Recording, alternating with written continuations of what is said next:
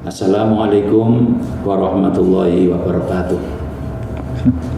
Bismillahirrahmanirrahim. Alhamdulillahilladzi ja'alal baita masabatan nas linnasi wa amna summa amarona wa wa'adona bittikhati maqami Ibrahim musalla. Wassalatu wassalamu ala nabiyyina wa habibina wa uswatina Muhammadinil Mustafa wa ala alihi wa ashabihi wa man tabi'ahum bi ihsanin ila yaumiz zulfa. Amma ba'du. Ibu, bapak, saudara semuanya, kaum muslimin wal muslimat rahimani wa rahimakumullah yang kami muliakan. Mengawali perjumpaan kita pada hari ini, marilah untuk kesekian kalinya sejenak kita memanjatkan syukur kehadirat Allah Subhanahu wa taala, di mana atas limpahan nikmat karunia-Nya pada hari ini kita bisa bertemu dalam rangka untuk sharing, tukar pendapat seputar masalah haji. Yang akan kami sampaikan pada saat ini adalah bagaimana sikap kita menghadapi kondisi keberangkatan jamaah haji musim tahun 1443 Hijriah 1444 Hijriah.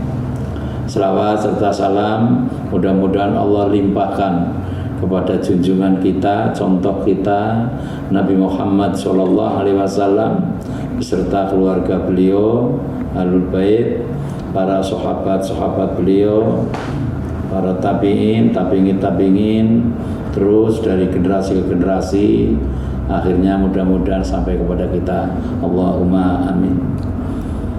Saudara sekalian yang kami muliakan, seperti diketahui bahwa keberangkatan calon jamaah haji tahun ini alhamdulillah kalau di prosentase kota untuk Indonesia adalah 50%. Dengan ketentuan ini ditambah dengan ketentuan batas usia adalah 65 tahun, maka menimbulkan sikap yang bermacam-macam.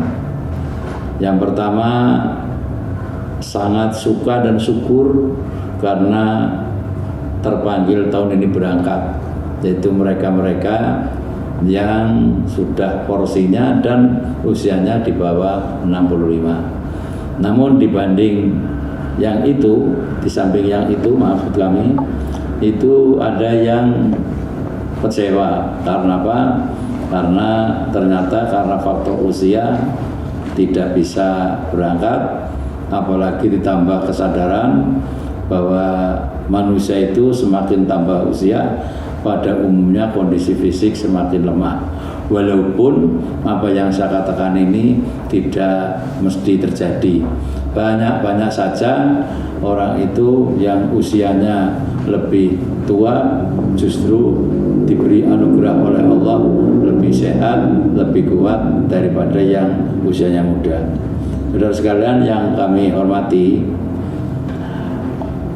kaitannya dengan itu semuanya, Rasulullah Muhammad SAW pernah bersabda dalam satu hadis, niatul mukmin khairun min amalihi. Niatnya orang mukmin itu dinilai lebih baik daripada amalnya. Contoh konkret demikian. Jadi kalau kita berwudu dari niat sampai rampung, umpama nilainya atau pahalanya itu 100, maka 51 ini adalah pahala dari niatnya, sedangkan yang 49 adalah pahala dari basuh mukanya, cuci tangan, dan lain sebagainya. Nah, kepada saudara-saudara yang kebetulan tahun ini tidak katut berangkat, ini perlu kami sampaikan. Yang pertama, dalam istilah agama itu ada istilah mundaroj, terlebur. Contoh konkret begini, umpama kita dari rumah sudah niat nanti ke masjid, saya akan sholat tahiyatul masjid. Di tengah perjalanan, ngitungnya waktu sudah pas, perjalanan 15 menit sampai ke masjid umpama, sudah berangkat. Di tengah jalan ternyata menolong anak yang jatuh. Nah, otomatis waktu yang 15 menit tadi terpotong untuk menolong. Nah, sampai di masjid ternyata terdengar tanda iqamah. Nah, kita lalu langsung tentu saja tidak sholat sunat tahiyatul masjid, tapi kita terus ikut sholat berjamaah. Nah, dalam kondisi seorang ini ikut sholat berjamaah, dari rumah memang sudah ada niatan untuk sholat tahiyatul masjid, tapi karena ada faktor yang di luar kemampuan kita, karena ada uzur syar'i, maka meskipun kita cuma sholat fardu saja, tetapi tidak kehilangan pahala sholat tahiyatul masjid. Itu begitu. Nah, ini namanya apa? Sholat tahiyatul masjid itu tergabung tercaplok gitu, tercaplok gitu oleh sholat fardunya. Saudara sekalian yang kami hormati dan kami muliakan, selanjutnya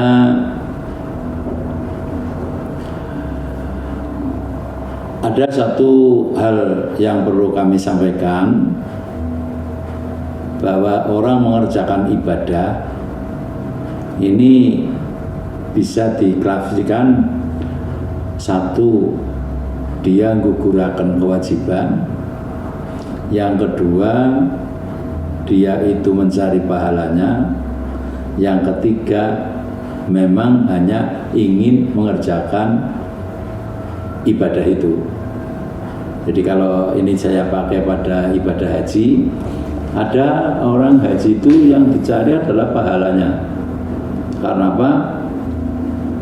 Karena Nabi bersabda, al-umratu ilal umrati kafaratul lima bainahuma wal hajjul mabrur laisa lahu jaza ilal jannah.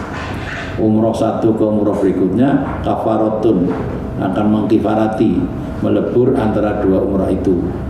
Wal hajjul mabrur, dan haji yang mabrur laisa lahul jaza, tidak ada balasan baginya kecuali surga. Nah, jadi yang pertama, orang beribadah haji niat untuk meraih pahalanya itu, yaitu mendapat surga. Yang kedua, orang ibadah haji itu memang tujuannya ingin melaksanakan prosesi ibadah itu. Lalu yang ketiga, ini ada maksud-maksud yang lain. Nah, kalau umpama kita tertarik untuk mengerjakan ibadah haji ini karena pahalanya, yaitu banyak sekali sebenarnya amal-amal ibadah yang pahalanya itu mengimbangi dengan haji dan umroh. Sebagai contoh, umpama Nabi Muhammad SAW pernah bersabda dalam satu hadis, barang siapa jamaah sholat fajar atau sholat subuh di masjid, kemudian orang tersebut berzikir sampai matahari terbit. Nah, setelah matahari terbit, orang itu lalu bangun berdiri. Tentu saja tidak pas matahari terbit, Pak. Kalau pas matahari terbit itu adalah waktu yang dilarang untuk sholat. begitu matahari terbit ada waktu jelang sedikit, kemudian dia sholat 2 rakaat, sholat sunat suruh atau isyraq, maka dia mendapat pahala haji dan umroh tam, sempurna, tidak kurang sedikit pun. Jadi kalau yang dikejar adalah pahala, meskipun dengan kecewa tidak bisa ikut berangkat haji karena usianya di atas 65 seperti saya itu, ini kalau untuk mencari pahalanya bisa, yaitu dengan sholat suruh. Nah, yang kedua tadi saya contohkan di depan, dari rumah akan sholat tahiyatul masjid, ternyata sampai di masjid imamnya itu qomatnya lebih awal sehingga tidak sempat oleh tahiyatul masjid, langsung dia ikut jamaah fardu, dia tetap mendapat pahalanya sholat tahiyatul masjid meskipun dia tidak mengerjakan sholat tahiyatul masjid. Yang kedua, bisa juga mencari pahala yang sama dengan haji dan umroh dengan tadi yang saya katakan, yaitu dengan sholat sunat suruh. Bahkan saudara sekalian, di masyarakat kampung di daerah Madinah kan Nabi bersabda yang artinya barang siapa bersuci di rumah, kemudian berjalan menuju ke Kuba, kemudian sholat sunat tahiyatul masjid di Masjid Kuba, dia mendapat pahala umroh dengan sempurna. Nah, dengan demikian maka kalau yang dicari ibadah pahalanya, ya kita mesti kecewa kalau tidak berangkat. Tapi kalau yang dicari pahalanya, maka kita tidak usah terlalu kecewa. Karena apa? Meskipun tidak berangkat, karena faktor usia kan tidak bisa diiga-igu itu, tidak diukur. Walaupun mungkin kalau memang ada kemauan yang membaca bisa mengganti data, umpama KTP-nya dimudahkan dan sebagainya, nah, tapi itu tidak perlu begitu. Kalau memang hati betul-betul ada niatan untuk ibadah haji dan umroh, kemudian tidak bisa berangkat karena faktor regulasi atau faktor aturan dari pemerintah Indonesia dan juga pemerintah Arab Saudi, maka kalau hanya untuk mencari pahala, maka kita tidak perlu terlalu kecewa, tidak perlu sedih. Banyak di Indonesia saja kita bisa memperoleh pahala yang melebihi pahala ibadah haji dan umroh. Itu seperti itu. Ya, tidak menutup kemungkinan juga yang berangkat dapat pahala haji dan umroh, yang tidak berangkat dapat pahala melebihi besarnya pahala haji dan umroh. Bisa saja terjadi seperti itu. Umpama berangkat di sana lalu ya karena kondisi sana penjagaan protokol kesehatan sangat ketat umpama, atau mungkin kondisinya sangat tidak nyaman, bisa saja lalu sedikit beribadah, sementara di sini lalu tekun beribadah kayak tadi itu.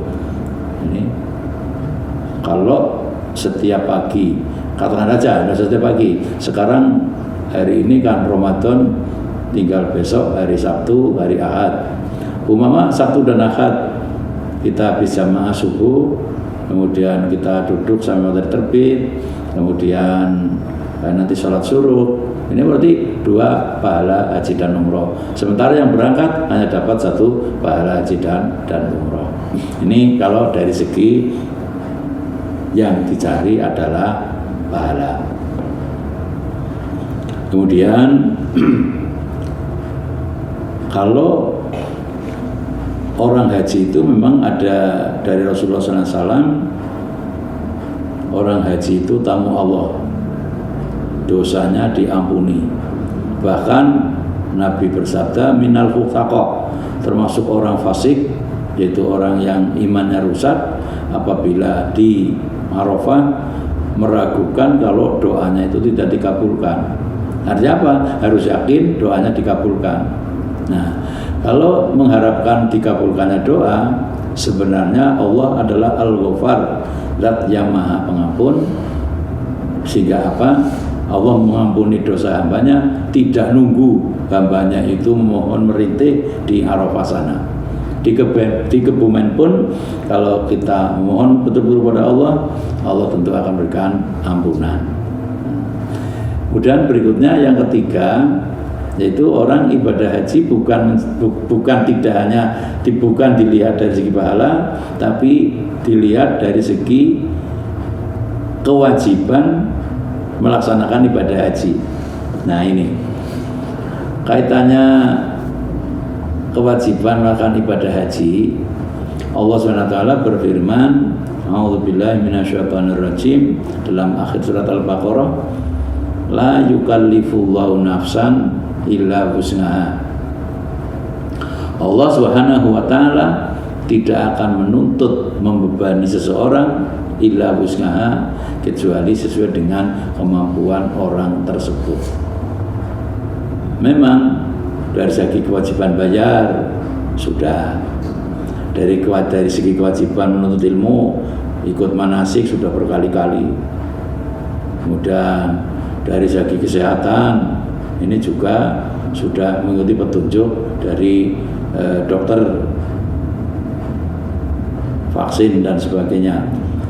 Ini dari segi kewajiban itu. Tapi ada satu, yaitu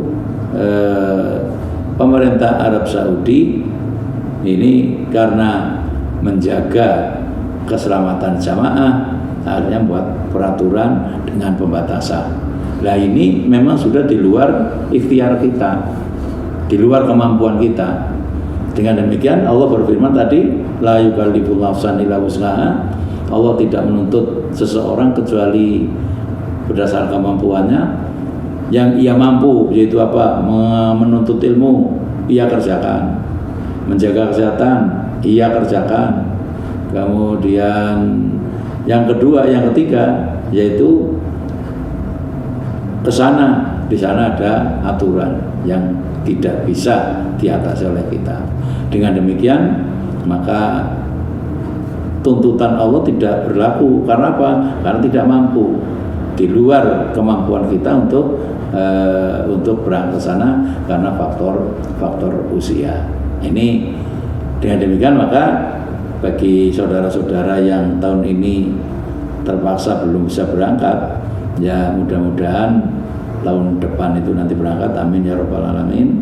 Maka tidak perlu terlalu risau, terlalu dipikir, ya nun sewu. Walaupun dipikir paribasan 7 hari 7 malam tidak tidur, kelihatannya tidak mungkin ada perubahan aturan bahwa jamaah haji itu sekarang dibebaskan usianya. Kelihatannya tidak mungkin. Kalau memang Allah menghendaki sih, memang tahu-tahu Menteri Urusan Haji Saudi Arabia mencabut peraturan itu, mulai dirubah, terhitung mulai katakan 5 Syawal, karena kondisi pandemi ini sudah reda, Arab sudah dari WHO mama dinyatakan bebas, kemudian sana, nah itu bisa-bisa saja terjadi seperti itu. Namun melihat tanda-tanda sekarang ini kok kelihatannya itu sebelum seperti itu. Ya walaupun kita mikir, kita bersedih dan sebagainya, itu ya boleh-boleh saja sedih. Namun kesedihan kita tidak akan memberikan kemanfaatan kecuali keajaiban yang datang dari Allah Subhanahu wa taala. Ini ya, berikutnya begini. Ada satu kisah bahwa ketika Nabiullah Ibrahim alaihissalam sudah selesai membangun Ka'bah dengan putranda Nabi Ismail alaihissalam itu, kemudian Nabi Ibrahim diperintahkan oleh Allah untuk memohon berdoa pada Allah Subhanahu wa taala. Naiklah beliau di makom Ibrahim, di batu itu makom Ibrahim. Kemudian dia berdoa memohon salah satu isi doanya adalah, ya Allah, aku tinggalkan sebagian keturunanku biwadin ghairi dzi zar'in inda baitikal muharram, di satu lembah yang tandus yang tidak ada pohonannya. Namun demikian ya Allah, karena Nabi Ibrahim dulu pernah mengalami dibakar api yang panas tidak terasa panas, maka lalu Nabi Ibrahim memohon, ya Allah, di samping supaya anak keturunannya itu mengerjakan sholat, nanti supaya wab'ats fihim rasulan, ada keturunan jadi rasul. Kemudian juga Nabi Ibrahim memohon agar keturunan beliau yang hidup di padang pasir yang tandus itu diberi rezeki buah-buahan. Nah, di padang pasir yang tandus, Nabi Ibrahim memohon untuk diberi rezeki buah-buahan waktu itu. Nabi Ibrahim yakin memberikan rezeki di padang pasir berupa buah-buahan jauh lebih ringan daripada menjadikan api yang panas itu menjadi dingin, bahkan menjadi penyejuk. Nah, dengan kemantapan itu lalu Allah Ta'ala mengabulkannya itu supaya keturunannya itu diberi buah-buahan, rezeki buah-buahan itu tidak untuk berkebun, tapi justru apa? Yaitu adzin finnasi bil hajj, panggillah manusia itu untuk haji. Nah, betul Nabi Ibrahim matur, keturunanku itu tidak hanya sekarang dan tidak hanya yang di Arab Mekah sini. Nah, lalu Allah memberikan informasi lagi, tugasmu itu mengundang anak cucumu untuk haji. Sayalah yang akan menyampaikan undangan tersebut. Nah, betul. Kemudian Nabi Ibrahim naik ke Jabal Qubais yang sekarang gunungnya sudah tidak ada, tapi di atasnya adalah didirikanlah suatu guest tamu negara. Kemudian Nabi Ibrahim itu menghadapkan wajahnya ke seluruh penjuru sambil memanggil, ayuhan nas haju, wahai sekalian manusia, hajilah kamu. Nah, kita waktu itu masih berada di alam duriyah, alam ruh. Kemudian mendengar panggilan itu, kita semua menjawab, mendengar dan menjawab. Nah, yang mengatur kapan dan bagaimana kita itu berangkat haji dalam rangka memenuhi panggilan Nabi Ibrahim, yaitu panggilan Allah tapi melalui panggilan Ibrahim, inilah yang mengatur. Kalau memang waktu itu ditentukan bahwa undangan untuk kita adalah tahun 23, ya walaupun bagaimanapun juga ya berangkatnya tahun 23. Kalau undangannya diberlakukan tahun 22, ya dilalah 22 berangkat. Ya kita mungkin juga undangan kita bukan 23, undangannya adalah tahun 24. Ya kalau mau begitu, ya nanti 23 tidak berangkat. Berangkat tahun 24. Wallahu a'lam bishawab. Jadi dengan demikian saudara sekalian, bahwa kapan kita atau kapan manusia itu berhaji yaitu sangat ditentukan secara di luar di luar pemikiran kita manusia. Allah sendiri yang mengatur. Jangankan masih di Indonesia, di Donohudan di Solo ini sudah dapat gelang identitas haji, mengganti paspor, tidak bisa berangkat. Ada. Jangan di Solo, turun di bandara Madinah tidak bisa melanjutkan. Turun dari pesawat tidak ke hotel, langsung dirujuk ke rumah sakit. Bisa saja begitu. Dari rumah sakit akhirnya sehat, akhirnya apa? pakai transportasi tersendiri, disusulakan pada rombongannya ke Mekah. Sudah sampai Mekah, sudah sampai ke hotel, besok akan tawaf ifadah, nanti malam sakitnya kumat.